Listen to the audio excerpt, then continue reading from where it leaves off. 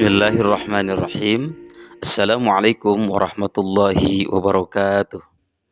Halo teman-teman, selamat datang, selamat berjumpa kembali di Abahdul Channel. Pada kali ini kita akan mempelajari mengenai rangkuman atau intisari dari materi PAI kelas 8, bab 6 dengan tema Inspirasi Al-Quran, Indahnya Beragama Secara Moderat. Oh ya teman-teman, untuk lengkapnya materi pembelajaran ini, silakan teman-teman bisa buka dan pelajari di buku Pendidikan Agama Islam dan Budi Pekerti yang diterbitkan oleh Kementerian Pendidikan Kebudayaan, Riset dan Teknologi dan Kementerian Agama Republik Indonesia.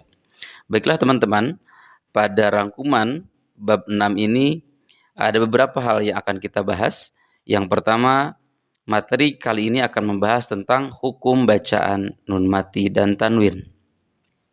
Selanjutnya, hukum bacaan mim mati. Selanjutnya, kandungan Quran surat Al-Baqarah ayat 143. Dan terakhir, kita akan mempelajari tentang sejarah Pancasila dan sikap moderat para pemimpin umat Islam. Baik teman-teman, kita memasuki kepada materi yang pertama, yakni hukum bacaan nun mati dan tanwin. Bacaan nun mati dan tanwin. Nun mati adalah huruf nun dengan harokat sukun. Nun mati tidak bisa dibunyikan kecuali diawali dengan huruf lain. Sedangkan tanwin adalah nun mati yang bertempat di akhir kata benda atau al-isim, yang terlihat apabila dibaca bersambung dengan huruf berikutnya dan hilang ketika dibaca waqaf atau berhenti.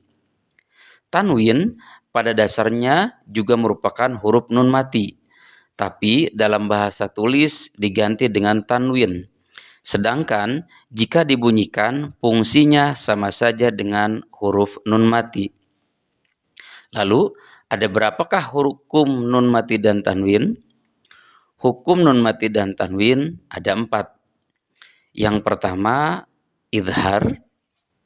Kedua, idgham. Ketiga, iqlab. Dan yang keempat, ikhfa. Kita bahas yang pertama, yakni idhar. Idhar berarti jelas, terang, dan tampak. Oleh karena itu, nun mati atau tanwin dibaca idhar atau jelas apabila bertemu dengan huruf halqi yang berjumlah 6, yaitu hamzah, ha, ain, ha, kha, dan ghin. Sebagai contoh, dalam kata yan'auna, kita perhatikan di sana ada nun mati bertemu dengan hamzah, maka bunyi nunnya harus jelas, yakni nun yan'auna. Kemudian nun mati bertemu dengan ha, seperti pada kata anhum, maka nunnya dibaca jelas. Kemudian ada tanwin bertemu dengan ghin, atau tanwin diikuti oleh ghin. Contoh pada kalimat azizun ghafur. Azizun ghafur. Maka tanwinnya berbunyi n secara jelas. Kemudian pada kata min ilmin. Di sana ada nun mati kemudian diikuti oleh ain sehingga dibacanya idhar atau jelas. Min ilmin. Selanjutnya ada kata wanhar. Di sana ada nun mati atau nun sukun kemudian diikuti oleh ha, maka dibaca wanhar. Selanjutnya pada kata min khairin. Min khairin ada nun mati kemudian diikuti oleh huruf kha sehingga dibacanya jelas atau idhar. Bagian yang kedua dari hukum nun mati dan tanwin adalah idgham. Idgham berarti memasukkan sesuatu pada sesuatu. Nun mati atau tanwin dibaca idgham apabila bertemu dengan huruf-huruf idgham yang 6, yaitu huruf ya, nun, mim, wawu, lam, dan ra. Oleh karena itu, apabila ada nun sukun atau tanwin bertemu dengan huruf-huruf idgham yang 6 ini, maka huruf nun atau tanwin itu dimasukkan ke dalam huruf-huruf idgham. Huruf idgham sendiri dikumpulkan atau dimudahkan menghafalnya dikumpulkan pada kalimat yarmaluna. Sekali lagi, dikumpulkan pada kata yarmaluna. Ya, ra, mim, lam, waw, dan nun. Idgham sendiri dibagi menjadi dua. Pertama, idgham bigunnah. Idgham bigunnah artinya dengung. Hurufnya ada 4, yaitu ya, mim, waw, dan nun. Cara membaca idgham bigunnah, yakni dengan memasukkan nun atau tanwin ke dalam huruf yang 4 tadi disertai dengan dengung. Kemudian idgham bigunnah sendiri memiliki syarat, yaitu apabila nun mati atau tanwin bertemu dengan huruf idgham dalam 2 kata. Jika terjadi dalam 1 kata, maka nun matinya dibaca jelas sehingga disebut dengan izhar kilmi. 2. Idgham bila gunnah. Cara membacanya tanpa dengung bila gunnah. Hurufnya ada 2, yakni lam dan ra. Contoh idgham. Contoh idgham bigunnah. Di sana boleh dilihat wa nuhau wa ala. Wa nuhau wa ala. Di sana ada tanwin pada huruf H kemudian diikuti oleh waw. Dan waw itu adalah huruf idgham. Sehingga tanwinnya dimasukkan ke dalam waw. Dibacanya menjadi wa nuhau wa ala. Selanjutnya bi khairim min. Bi khairim min. Di sana ada tanwin pada huruf ra kemudian diikuti oleh mim. Dan huruf mim sendiri merupakan bagian dari idgham. Sehingga tanwin pada huruf ra dimasukkan ke dalam mim. Dibaca bi khairim min. Kemudian pada kata min nasirin. Min nasirin. Di sana ada tanwin sukun, kemudian ada nun sukun, kemudian diikuti oleh nun. Maka nun sukunnya dimasukkan ke dalam nun. Sehingga dibaca min nasirin. Selanjutnya, mayyaqulu. Mayyaqulu. Ada nun sukun, kemudian diikuti oleh ya. Maka nunnya diidghamkan atau dimasukkan ke dalam huruf ya. Sehingga dibaca mayyaqulu. Mayyaqulu. Kemudian contoh idgham bila gunnah. Hurufnya ada 2, yakni ra dan lam. Artinya, apabila ada nun mati atau tanwin kemudian diikuti oleh ra atau lam, maka disebut idgham bila gunnah. Contoh, mir rabbihim. Mir rabbihim. Ada nun sukun, kemudian ada ra. Maka nunnya dimasukkan ke dalam ra. Mir rabbihim. Kemudian milladungka. Milladungka. Ada nun mati, kemudian diikuti oleh lam. Maka nunnya diidghamkan kepada lam. Milladungka. Selanjutnya, apabila ada nun sukun, kemudian bertemu dengan huruf idgham, tapi dalam 1 kata, maka tidak boleh diidghamkan. Sehingga dibaca izhar kilmi. Contoh kata bunyanun. Bunyanun. Ada nun sukun, kemudian bertemu dengan ya dalam 1 kata, maka dibacanya bunyanun. Tidak dibaca buyanun. Contoh lain, sinwanun. Ada nun sukun bertemu dengan waw dalam 1 kata, sehingga dibacanya harus izhar atau jelas. Sinwanun. Tidak dibaca siwanun. Selanjutnya, yakni iqlab.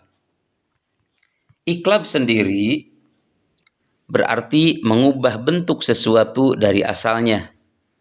Maka nun mati atau tanwin dibaca iklab apabila bertemu dengan huruf ba.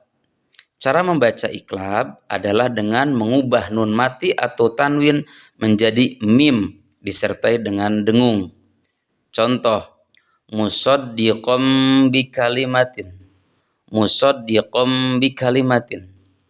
Di sana ada tanwin pada huruf qaf, kemudian diikuti oleh ba. Maka tanwinnya diubah ke dalam mim atau ke bentuk mim. Sehingga dibacanya musaddiqom bikalimatin. Contoh lain, mim ba'di. Mim ba'din. Ada nun sukun atau nun mati kemudian bertemu dengan ba, maka nun sukunnya diubah ke huruf mim. Jadi dibaca mim ba'din. Kemudian contoh lain, dzurriyyatam ba'duha. Dzurriyyatam ba'duha. Ada tanwin fathah ketemu dengan ba, maka tanwinnya diubah ke dalam huruf mim sehingga dibacanya dzurriyyatam ba'duha. Yang keempat adalah ikhfa. Ikhfa berarti menutupi atau menyembunyikan. Nun mati atau tanwin dibaca ikhfa apabila bertemu dengan 15 huruf ikhfa. Jadi huruf ikhfa itu ada 15, yaitu ta, sa, jim, da, za, zal, sa, shin, sod, dhad, ta, za, fa, qaf, kaf. Kemudian cara membaca bacaan ikhfa adalah dengan menyembunyikan huruf nun mati atau tanwin yang bertemu dengan huruf-huruf yang 15 tersebut dan dibaca samar. Contoh, dzurriyyatan thayyibah.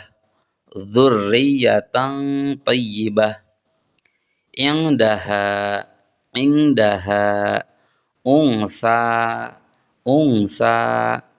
In kuntum. In kuntum. Semua itu harus dibaca samar. Maka disebut dengan ikhfa.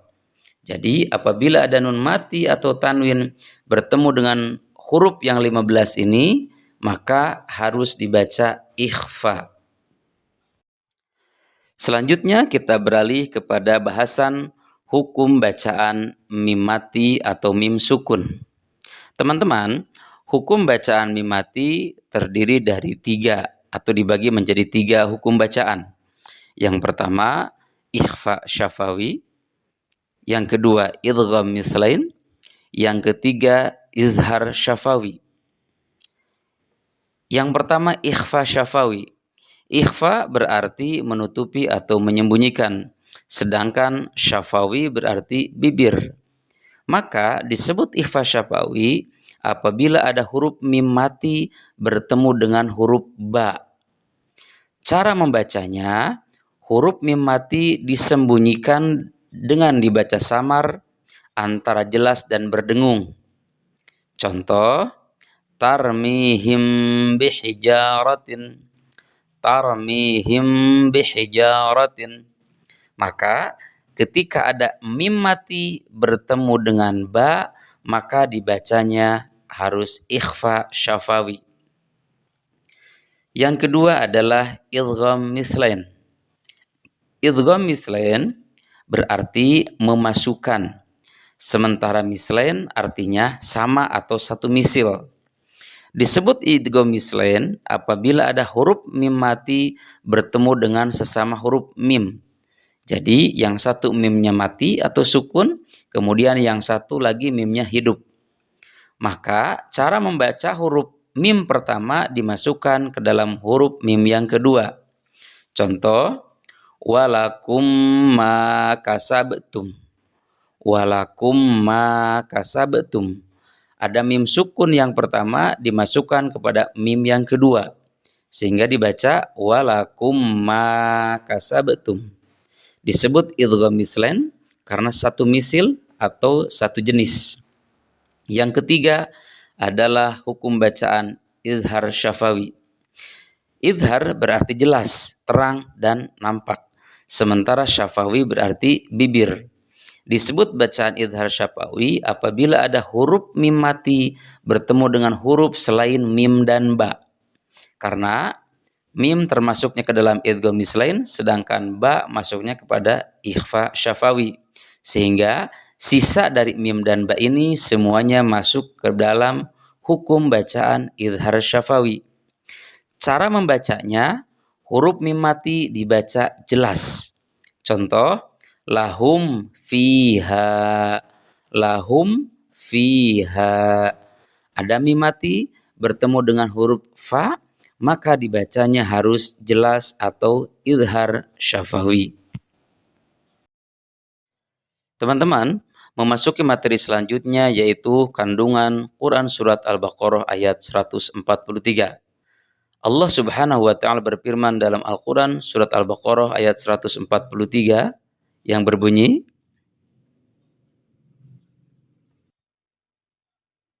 وَكَذَلِكَ جَعَلْنَاكُمْ أُمَّةً وَسَطًا لِتَكُونُوا شُهَدَاءَ عَلَى النَّاسِ وَيَكُونَ الرَّسُولُ عَلَيْكُمْ شَهِيدًا وَمَا جَعَلْنَا الْقِبْلَةَ الَّتِي كُنْتَ عَلَيْهَا إِلَّا لِنَعْلَمَ مَنْ يَتَّبِعُ الرَّسُولَ مِمَّنْ يَنْقَلِبُ عَلَى عَقِبَيْهِ وَإِنْ كَانَتْ لَكَبِيرَةً إِلَّا عَلَى الَّذِينَ هَدَى اللَّهُ وَمَا كَانَ اللَّهُ لِيُضِيعَ إِيمَانَكُمْ إِنَّ اللَّهَ بِالنَّاسِ لَرَءُوفٌ رَحِيمٌ. artinya, dan demikian pula kami telah menjadikan kamu umat Islam, umat pertengahan, agar kamu menjadi saksi atas perbuatan manusia dan agar Rasul atau Nabi Muhammad menjadi saksi atas perbuatan kamu. Kami tidak menjadikan kiblat yang dahulu kamu berkiblat kepadanya, melainkan agar kami mengetahui siapa yang mengikuti Rasul dan siapa yang berbalik ke belakang. Sungguh, pemindahan kiblat itu sangat berat, kecuali bagi orang yang telah diberi petunjuk oleh Allah, dan Allah tidak akan menyanyiakan imanmu. Sungguh Allah Maha Pengasih, Maha Penyayang kepada manusia. Quran Surat Al-Baqarah ayat 143. Kandungan ayat dari surat ini, kata kunci dalam ayat ini terdapat pada kalimat ummatan wasaton, yang berarti umat pertengahan. Ayat ini menunjukkan bahwa ajaran Islam merupakan ajaran yang moderat atau wasat. Ada dua sifat yang digambarkan melekat pada ummatan wasaton, yaitu pertama, ummatan wasaton itu adalah umat yang adil. Yang kedua, umat yang moderat. Umat yang adil maksudnya adalah adil sendiri memiliki 3 dimensi, yakni kesamaan, keseimbangan, dan proporsional. Adil dalam makna kesamaan berarti memberikan perlakuan yang sama dalam menegakkan aturan kepada semua orang tanpa membedakan latar belakang agama, sosial, ekonomi, maupun politik. Selanjutnya, adil dalam dimensi keseimbangan berarti memberikan keseimbangan dalam kehidupan. Misalnya, memberikan fasilitas khusus kepada penyandang disabilitas di sekolah, seperti jalur khusus untuk kursi roda, sehingga mereka terlayani dengan baik selayaknya dengan yang tidak berkebutuhan khusus. Selanjutnya, adil dalam makna proporsional berarti menempatkan segala sesuatu pada tempatnya atau memberikan setiap hak kepada pemiliknya. Misalnya, memberikan kesempatan antrian kepada orang yang datang terlebih dahulu atau lebih awal, atau juga memilih ketua OSIS berdasarkan kemampuannya. Kedua, umat yang moderat. Umat yang moderat artinya umat yang tidak berlebih-lebihan dan menyeimbangkan antara dunia dan akhirat. Ia harus bisa menyeimbangkan dunia dan akhiratnya. Rasulullah SAW mengajarkan agar bekerja giat di pagi dan siang hari, serta beribadah secara khusyuk di akhir waktu malam. Rasulullah juga secara langsung memerintahkan umat Islam agar berjalan di jalan pertengahan dalam mencapai tujuannya. Artinya, agar umat bersikap moderat dalam segala hal. Selanjutnya, sejarah Pancasila dan sikap moderat para pemimpin umat Islam. Dalam Piagam Jakarta yang belum direvisi, terdapat isi pada poin pertama, yaitu ketuhanan dengan kewajiban menjalankan syariat Islam bagi pemeluk-pemeluknya. Namun, Indonesia bukanlah negara agama, melainkan negara republik, yang di dalamnya terdapat banyak agama yang diakui. Sehingga ada beberapa pihak yang keberatan dengan kata-kata dengan kewajiban menjalankan syariat Islam bagi pemeluk-pemeluknya, karena tidak semua warga Indonesia adalah beragama Islam. Untuk itu, para pemimpin setuju mengubah kata-kata tersebut menjadi ketuhanan yang Maha Esa seperti yang terdapat pada sila yang kita kenal saat ini. Hal ini menunjukkan bahwa pemimpin kita bersikap moderat. Mereka tidak bersikap ekstrim dengan kepentingan umat Islam yang diwakilinya. Para pemimpin umat itu juga tidak serta-merta mengabaikan kepentingan umat yang dipercayakan kepada mereka. Mereka mengambil jalan tengah yang moderat demi cita-cita bersama, yaitu Negara Kesatuan Republik Indonesia. Teman-teman, demikianlah ikhtisar atau rangkuman materi PAI kelas 8 bab 6. Sekian, semoga bermanfaat. Terima kasih. Assalamualaikum warahmatullahi wabarakatuh.